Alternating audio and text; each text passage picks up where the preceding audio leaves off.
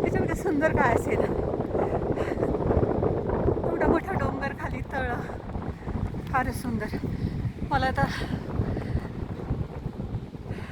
शिवांचं स्तोत्र म्हणायची इच्छा झाली आहे. ती सुरू करते.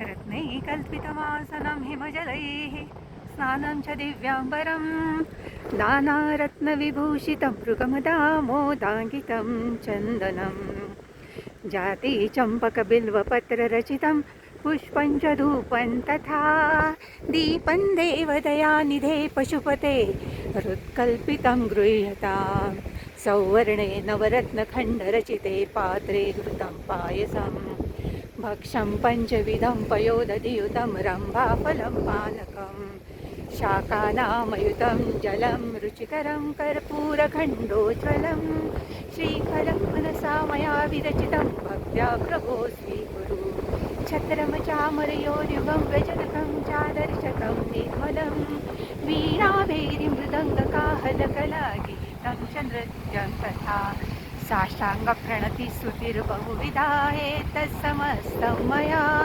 सङ्कल्पेन समर्पितं तव विभो पूजा गृहाण प्रभो आत्मा त्वं गिरिजामतिसहचराः प्राणा शरीरं गृहं पूजा ते विषयोपभोगरचना नित्या समाधि सञ्चारपदयो प्रदक्षिणविधि स्तोत्राणि सर्वाधिरो यत् कर्म करोति तत्तदखिलं शम्भो तवाराधनम् करचरणकृतं वाक्वायजं कर्मजं वा शमितनयनजं वा मानसं वा पराणं विहितं वा सर्वमेतत्क्षमस्व जय जय करुणाब्धे श्रीमहादेव शम्भो जय जय करुणाब्धे श्रीमहादेव शम्भो जय जय करुणाब्धे श्रीमहादेव शम्भो.